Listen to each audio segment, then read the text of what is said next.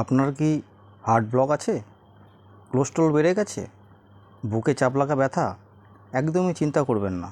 আমার এই প্রতিবেদনটা শুরু থেকে শেষ পর্যন্ত দেখুন, আপনাদের উপকারে আসবে। আমি চন্দন, আয়ুর্বেদ জানা অজানা তথ্য নিয়ে আজ আমি আপনাদের সামনে হাজির হলাম। চলুন শুরু করা যাক।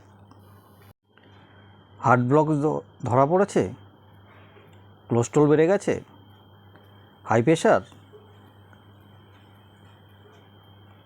আজকালকার দিনে সবথেকে বেশি হৃদরোগে আক্রান্ত হয়ে মানুষের মৃত্যু হচ্ছে।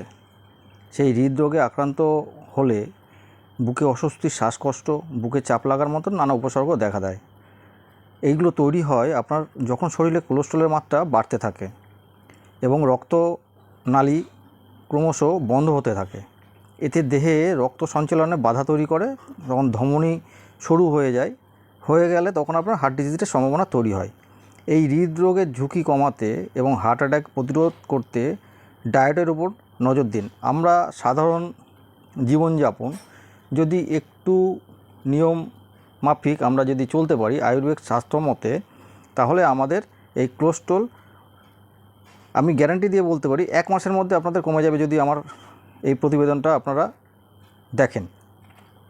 আপনাদের ডায়েটে সকালবেলায় আপনারা যখন টিফিন করবেন, তখন আপনার টিফিনে ডায়েটে রাখুন এই যে সাদা যে জিনিসটা দেখছেন, এটার নাম হচ্ছে ওটস।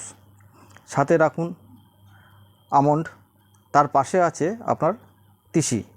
এই আমি বলে দেবো কীভাবে এটা খেতে হয় এর পরের ভিডিওতে।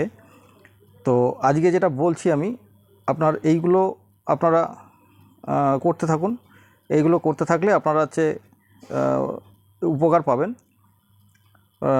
আপনার হচ্ছে রোজ আমন্ড, আখরোট, বাদাম এইগুলো আপনারা হচ্ছে গিয়ে খান। এতে আপনার মনো আনস্যাচুরেটেড ও পলি আনস্যাচুরেটেড ফ্যাট রয়েছে, যা এলডিএল কোলেস্টেরলের মাত্রা কমায়, দেহে রক্ত সঞ্চালনে উন্নতি করে। আর আপনার এইগুলো তো আছেই, এছাড়া আপনার ব্লুবেরি, স্ট্রবেরি, ব্ল্যাকবেরির মতন ফল, এই সমস্ত ফল আপনারা খেতে পারেন। এতে আছে প্রচুর পরিমাণে অ্যান্টিঅক্সিডেন্ট, যা দেহের স্ট্রেস কমায়, ধমনী উন্নতি করে এবং হৃদরোগের ঝুঁকি কমাতে সাহায্য করে। রোজকারের পাতে অবশ্যই শাকসবজি রাখুন। শাকসবজি খেলে দেহে কখনও আপনার পুষ্টি ঘাটতি হবে না।